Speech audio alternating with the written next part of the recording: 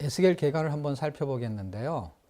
전반부에는 에스겔 1장에서 32장까지 심판에 대한 파수꾼의 사명을 말하고 있는데요. 주요 내용은 이스라엘과 열국의 심판을 예언하고 있습니다.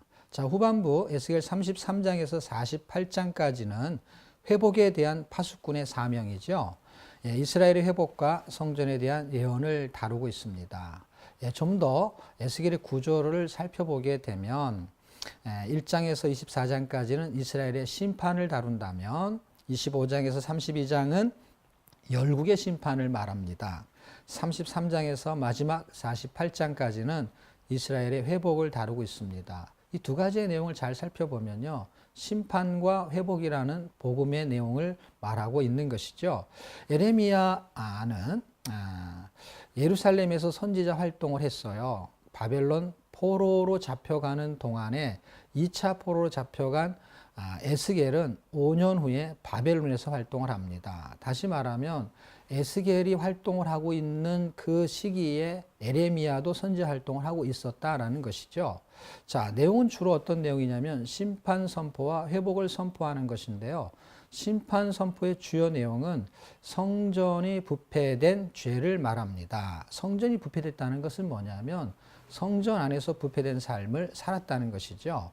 자, 패역한 이스라엘 족속, 다시 말하면 범죄한 이스라엘 백성, 그 백성을 살릴 수 있는 방법은 무엇인지 에스겔을 통해서 복음을 선포하고 있습니다. 자, 복음을 선포하기 위해서는 말씀을 가지고 있어야 되는데 지금 에스겔서를 읽어보게 되면요, 말씀을 창자까지 채우라라고 말하고 있습니다.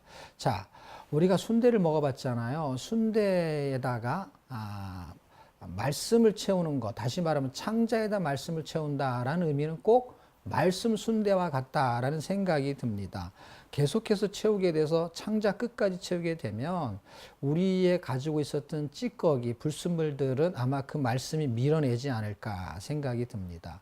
결국 지금 하나님께서 에스겔에 요청하는 것은 뭐냐면 이제 패역한 백성에게 복음을 전해야 되는데 그 복음을 전하려면 진리의 말씀을 담고 있어야 된다라는 의미죠.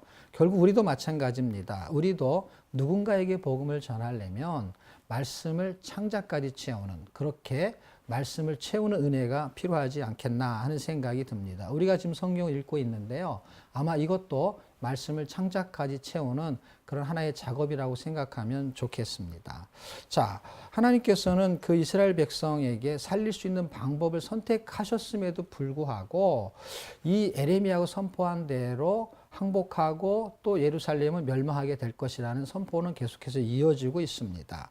그러면서 에스겔 8장과 11장의 내용을 잘 살펴보게 되면 하나님께서는 지금 있는 예루살렘 성전을 떠나서 이제 다른 곳으로 성소를 옮기겠다라고 말씀합니다. 자, 그 장소는 바벨론이고요. 바벨론의 임시 성소를 차리는 이유는 무엇일까요? 간단합니다. 지금 있는 성전을 헐어버리려는 것이죠.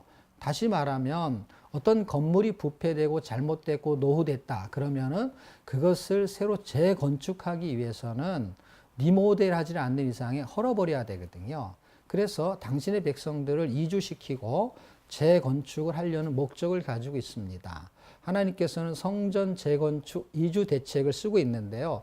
이 백성들은 그 이유를 알지 못했습니다. 그래서 이 성전에 발목이 잡혀가지고 그 성전에서 우상을 섬기는 삶을 살고 있었죠. 자, 그럼에도 불구하고 하나님께서는 그들에게 깨달음을 주기 위해서 성소를 떠나서 예루살렘을 떠나서 바벨론에 가시게 됩니다. 임시 성소가 의미하는 것은 성전의 의미를 되새기려고 하는 건데요. 하나님이 거하시는 곳을 우리는 성전이라고 합니다. 그런데 하나님이 성전을 떠나겠다고 합니다. 그리고 그 백성들에게 자기가 성소가 되겠다라고 말씀하셨습니다. 이것은 무엇을 반증하는 겁니까? 성전은 건물이 아니고 하나님이라는 것을 정확하게 에스겔이 설명하고 있습니다. 그래서 그들이 범죄했을 때 성전을 날려버리지만 하나님께서는 회복하기 위해서 다시 성전을 짓는 그 에스겔 40장에서 48장까지의 내용은 성전의 회복을 설명하고 있습니다. 그들이 언약을 어겼습니다. 그럼에도 불구하고 하나님은 새 언약의 언약을 가지고 성령을 통해서 굳은 마음을 제하고 이 부드러운 마음을 주셔서 그들을 마른 뼈를 다시 회복시키는 복음의 은혜를 통해서 그들을 무덤에서 건지십니다.